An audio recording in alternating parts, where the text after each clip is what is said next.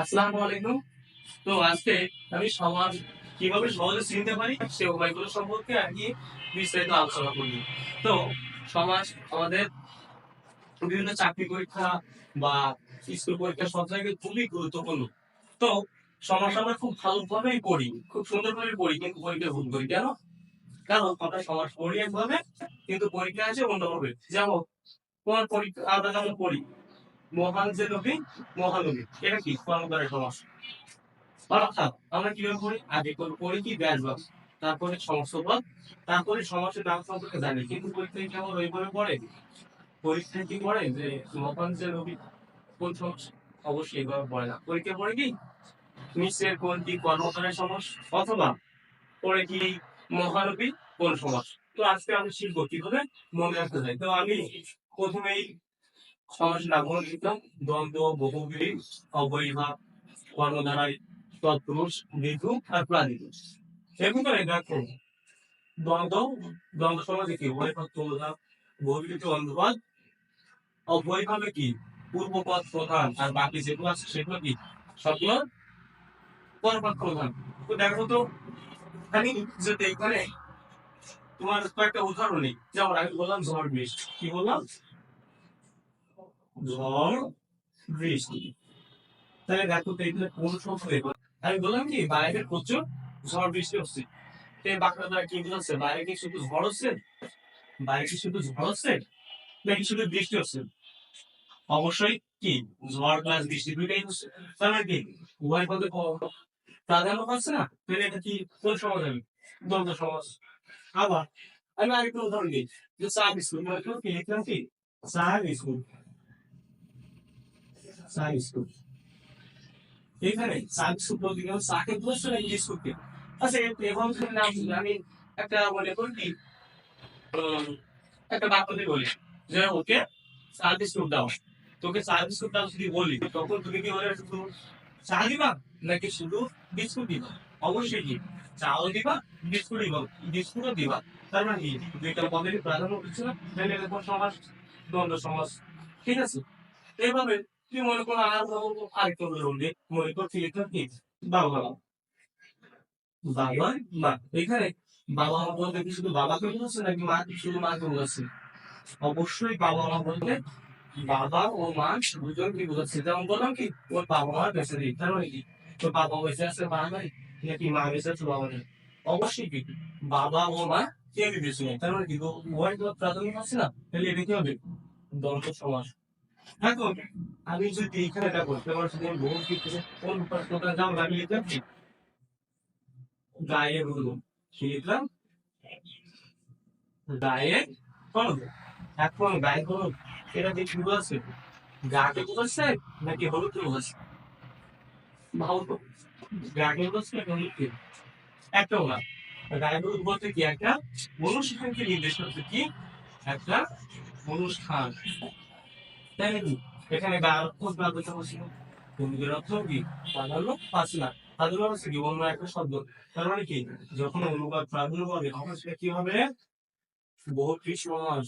এখন মনে করি কাইটে লিখলাম হাতে করি, হাতে করি। এখন হাতে করি বলতে আমার কি বলছে? হাতকে বোঝাচ্ছে নাকি খড়িকে বোঝাচ্ছে? অবশ্যই হাতকে বোঝাচ্ছে না, খড়িকে বোঝাচ্ছে না। আমি বললাম কি এই যে অমুকের শিক্ষা দীক্ষা হাতে করি হয়েছে, তার মানে কি তার যাত্রা শুরু হয়েছে এরকম, মানে অন্য একটা শব্দ বোঝাচ্ছে না, অন্য একটা ওর ক্রিয়েট করতেছে, কারণ অনুবাদ প্রাধান্য। এটাও কি আমার বহু সমস্যার উদাহরণ। এখন এবার কি তাইলে দেখো তো দ্বন্দ্ব সমাজে কি হচ্ছিল? উভয় পদই প্রাধান্য পাচ্ছিল, তার মানে দুইটা পদেরই প্রাধান্য পাচ্ছিল। আর ভৌগোলিক কি ছিল? অনুপাত, মানে দুই পদে একটাও প্রাধান্য পাচ্ছে না। তাহলে দেখো তো একটা একটা বিপরীত না? তোমার যদি পরীক্ষা আছে যে দ্বন্দ্ব সমাজের বিপরীত সমাজ কোনটি, বহুব্রীহি, বা যদি আছে বহুব্রীহির বিপরীত কোনটা, তাহলে কি দ্বন্দ্ব। ঠিক আছে, এটা ক্লিয়ার। এখন মনে করো কি আছে তোমার আরেকটা বলে তো অপরিভাবে কয়েকটা উদাহরণ, তো এটা বুঝতে দিলাম। ঠিক আছে, এটা বুঝতে দিলাম। এখন মনে করো আমি অব্যয়ভাবে গেলাম, একটা উদাহরণ দিয়েছি, মনে করো উপজেলা, কি লিখলাম? উপজেলা। উপজেলা। তো দেখো তো এখানে দুটা, এটা হচ্ছে পূর্ববাদ, এটা কি পর্বত। এখন উপজেলা বলতে কি উপজেলা ছিল কি জেলা বলছে, উপজেলা বলতে কি সেটা কি জেলার একটা ক্ষুদ্র অংশ, এখানে উপজেলা বলতে হচ্ছে ক্ষুদ্র অর্থে। যাও আমি যদি বলি আমাদের যে খুলনা একটা জেলা না, খুলনার ভিতরে ক্ষুদ্র ওখানে খুলনা আর যতগুলো আমার থানা বা উপজেলা আছে সেগুলো খুলনা জেলা, তারপরে খুলনার ক্ষুদ্র একটা অংশ কি বিভিন্ন উপজেলা, যেমন আমার উপজেলা হচ্ছে কয়রা, তারপর আছে পাইকাসা, তারপরে কি এটা কি পূর্ববাদের প্রাধান্য আছে, এখানে কি জেলা আছে, উপজেলার মধ্যে জেলা কিন্তু করছে অবশ্যই না। ঠিক আছে, এখন খাবার তোমার মনে করতে আমি লিখলাম কি উপগ্রহ, উপগ্রহ বলতে এখানে একটা দিকে আমার পূর্ববাদ পরপর এই উপগ্রহ দিয়ে আমার কি পূর্বপদে প্রাধান্য পাচ্ছে না পরপদ যেটা করবো উপগ্রহ বলতে কি আমার এই তোমার গ্রহকে নির্দেশ করতেছে, অবশ্যই না। ঠিক আছে, এখানে ওকে কি অর্থে ব্যবহার করতে জানো, সদৃশ অর্থে। কি অর্থে? সদৃশ অর্থে। যেমন আমাদের পৃথিবী একটা গ্রহ, পৃথিবীর একমাত্র উপগ্রহ কি চাঁদ। এখন তুমি যখন দেখবা মডেল গুলো যেগুলো আছে ওখানে দেখবা কি পৃথিবী গোলাকার, চাঁদ কেমন পৃথিবীর মতো গোলাকার, তার মানে কি সাদৃশ্য তত্ত্ব আছে না? তাইলে এই যে সাদৃশ্য বোঝাচ্ছে উপগ্রহকে কি গ্রহকে কিন্তু নির্দেশ করতেছে না, মেন অর্থ আসতেছে থেকে, মেন অর্থ আসতেছে কত থেকে, প্রথম যে উপ বা সদৃশ্য প্রথমটাকে নির্দেশ করতেছে, তার মানে কি পূর্বপদ বা আগের পদে প্রাধান্য আছে না, তো পূর্বপদ যদি প্রাধান্য হয় তখন কি সমাস, অব্যয়পদ সমাস। তাহলে উপজেলা কি অব্যয়পদ সমাস, উপগ্রহ কি অব্যয়ভাব সমাস। ঠিক আছে, তাহলে দেখো তো তাই সহজে দ্বন্দ্ব, বহুব্রীহি, অব্যয়ভাব এই সমাসগুলো সহজে শিখে ফেললাম। এগুলো তো সহজ, যে দুইটা পদ থাকবে, একটা এসে উভয় পদ প্রধান, একটা হচ্ছে উভয় পদে একটা সাইডে কি পূর্বপদ। এগুলো যদি হয় সহজ, আমি ইন্টারনেটে যে কোনো একটা হবে বের করতে পারি, কিন্তু সমস্যায় বাকি চারটায়, তাহলে এই তিনটাকে উঠছে, ঠিক আছে, তাইলে লিখতে সুবিধা হবে। এখন তোমার কোনো বাকি চারটায় সমস্যা কি জন্য, দেখো বাকি চারটে সবগুলো কি পর্বত প্রধান।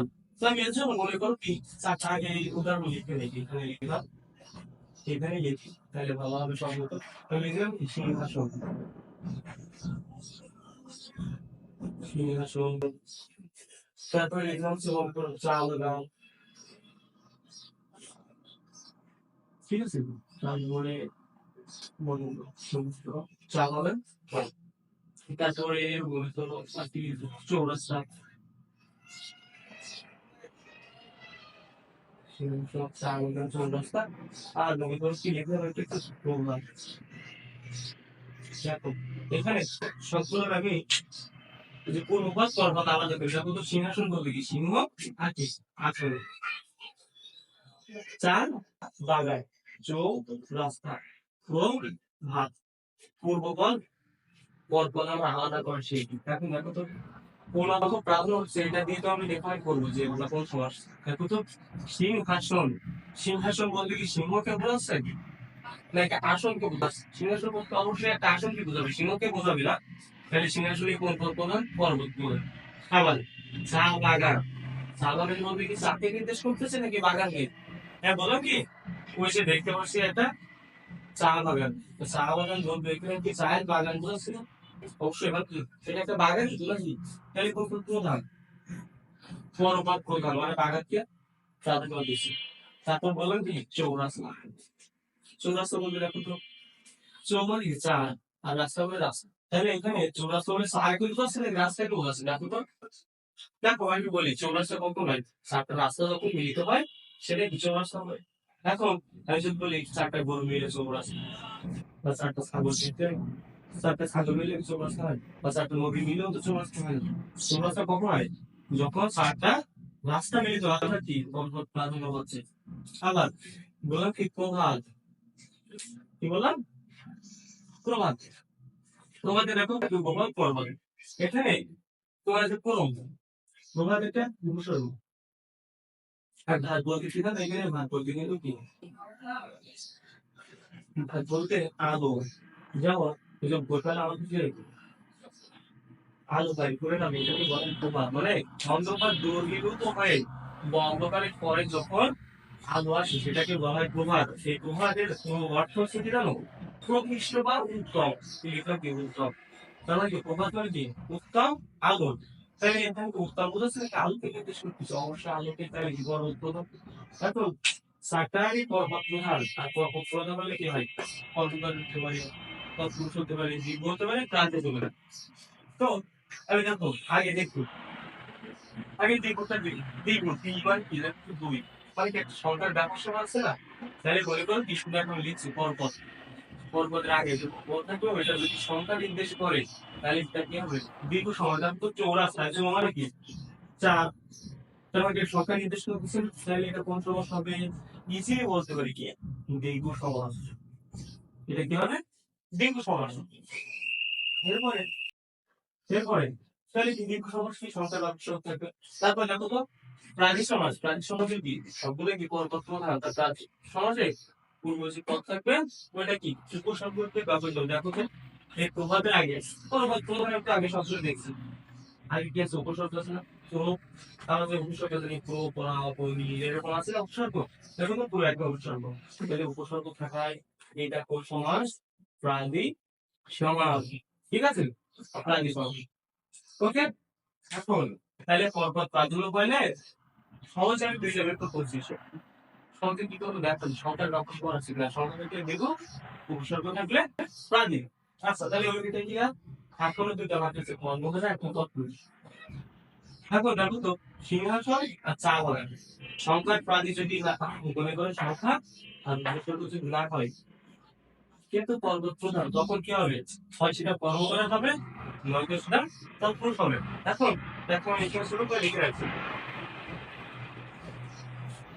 দেখো আমি এখানে ছোট করে লিখে রাখছি যে পর্বত থাকবে কিন্তু কি পূর্বপদে বিভক্তি যোগ করা যাবে যেমন বিভক্তি আছে কি রে দানা দিয়ে পদ দিকে এরকম আছে না আমি লিখলাম সিংহাসন এটা আমি কি বিভক্তি যোগ করতে পারি দেখো যদি দিতে আমি বিভক্তি দিই সিংহকে আসন বা সিংহ দ্বারা আসন সিংহ প্রতিকাশন এরকম কি হয় এখানে কি আমি ওটা যোগ করতে পারি না তাহলে এটা কি সংখ্যার সমস্যা ঠিক আছে আবার দেখো চা বাগান বলতে কি বাগানকে নির্দেশ করতেছি তার মানে কি পরপদ প্রধান এখন পূর্বপদ আমি কি বলছি বিভক্তি যোগ করে রাখবো যদি বিভক্তি যোগ করা যায় তাহলে তৎপুরুষ নইলে কি কর্মচারী তাহলে দেখো তো এখানে কি বিভক্তি যোগ করা যাচ্ছে দেখো তো চা বাগান এখানে কেন চা এ বাগান এবার লিখতে হবে না সরি এখানে কেন চায়ের বাগান লিখতে হবে না তাহলে চার সাথে কি যুক্ত হচ্ছে দেখো তো ইয়ে বিভক্তি যুক্ত হচ্ছে বিভক্তি যদি যুক্ত হয় তাহলে এটা কোন সমাস চা বাগান তৎপুরুষ সমাস সহজ এখন ওই যে আমি যেটা বলছিলাম মহানবী প্রথমে একেবারে মুখে বলছিলাম ভিডিও প্রথমে দেখো মহানবী প্রথমে কিন্তু মহানবী মহানবী এখানে মহা আর নবী এখানে কোন শব্দ প্রার্থনা বসে দেখো মহানবী বলে কি নবীকে নির্দেশ করতেছে না তার মানে কি পরপত প্রধান এখন পূর্বপদে কি সংখ্যা আছে না তাহলে এটা দিক হবে না কোনো উপশব্দ আছে না তাহলে কি প্রাণীয় হবে না তাহলে বাকি আছে কর্মকরা না হয়তো তৎপুরুষ এখন দেখো তৎপুরুষ হইতে গেলে কি বিভক্তি যোগ করতে হয় এখন মনে করো মহা কি নবী মহা এর নবী মহাত্মিক নবী এরকম কি হয় হয় না বিভক্তি যুক্ত হয় না তাহলে কি মহানবী মানে মহানবী কোনো বিভক্তি যুক্ত হবে না যদি বিভক্তি যুক্ত না হয় কর্ম প্রধান হয় তখন সেটা কোন সমস্যায় কর্মধারায় সমাস কি হবে কর্মধারায় সমাস তো আজকে বুঝতে আশা করি সহজে বুঝাতে পারলাম